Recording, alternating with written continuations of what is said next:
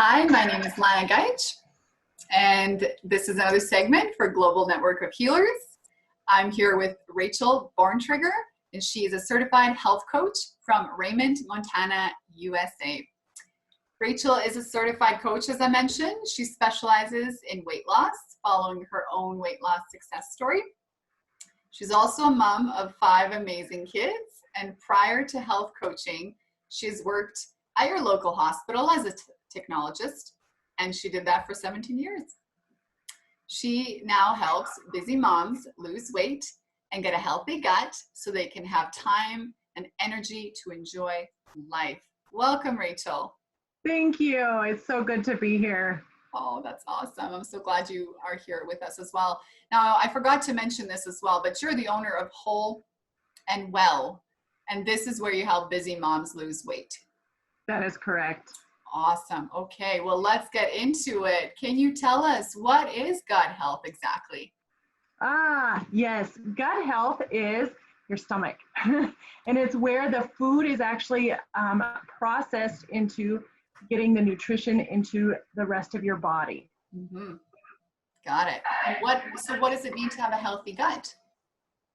Yes. To have a healthy gut, it means that I like to look at it as your garden.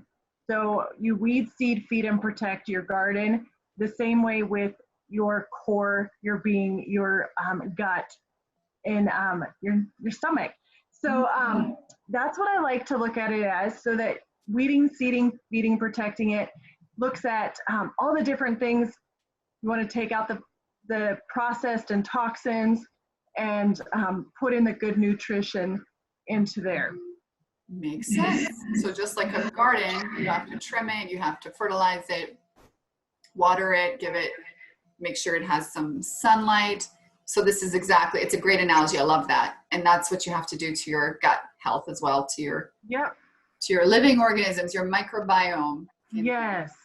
Yeah. So what are those things then, Rachel, that impact the gut microbiome? Yes. There's things that affect it positively, and then there's things that affect it negatively. And positively, you can make sure that, of course, the nutrition is making sure that you're getting that good nutrients into your microbiome so that it can feed the rest of your entire body. But also pre and probiotics, making sure you have a lot of whole grain fibers, so that your body can have that diversity of microbiome. Mm-hmm. Makes sense. And so the main things then that you've seen in your clients that you've had to help them maybe get rid of, what were some of those things that impacted their gut biome that you typically see in most people, and maybe we're not even aware? Yeah. So when your gut microbiome is out of balance, it affects your whole entire body in different ways. Like it'll have your blood sugars, if you have blood sugar issues and out of whack like that. So when you get your microbiome into balance, then it allows those hormones where serotonin and dopamine are created, and you are able to think better and process things better, so you can make better choices. Mm-hmm. So that your mood is better. But all of that to say that you can see outcomes like not just weight loss, but also changes in your blood sugar, having that more stable and all that stuff. Gotcha. So what are some things that you tell your clients, these are the things you need to get rid of so that you can improve gut health? Some things to get rid of is starting out with sugar is one of the biggest things. And then you can, all these different things that affect it, how long since their last antibiotic, how long, where they are if they're a female, because I like to work with busy moms, where their hormones are and their cycles and how that's going. And stress is a big one, and how that affects the hormone levels, but also how it affects the disruption of your microbiome and your gut, the lining of the gut. Gotcha. How is weight loss exactly connected to gut health?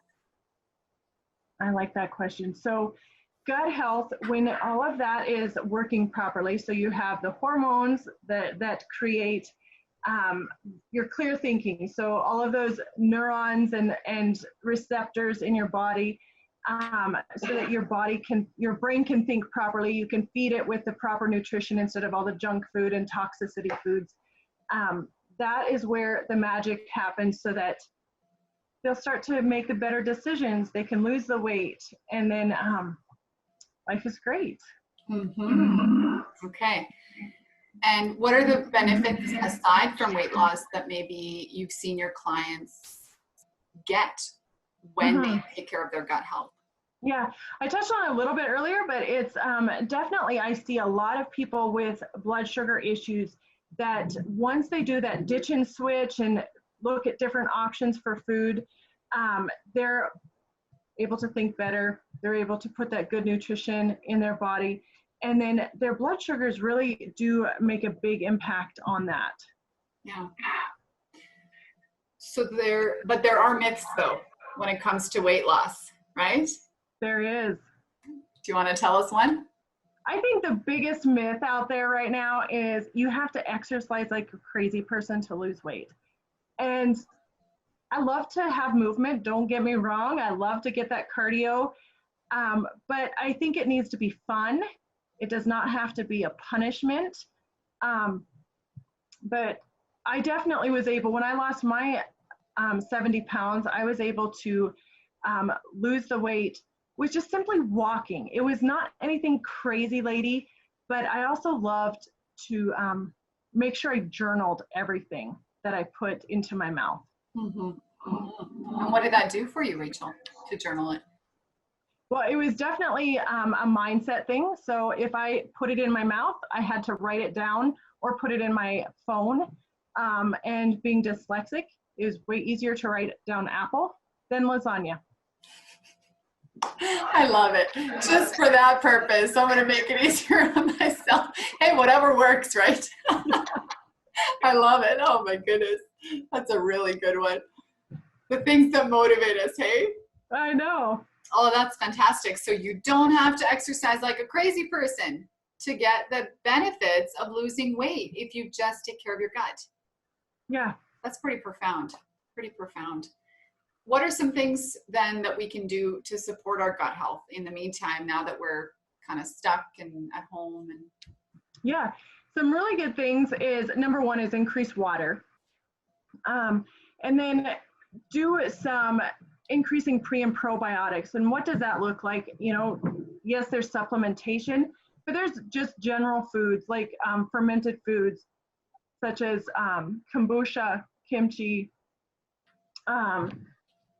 I'm drawing a blank. kefir, I think you were saying. Yep. And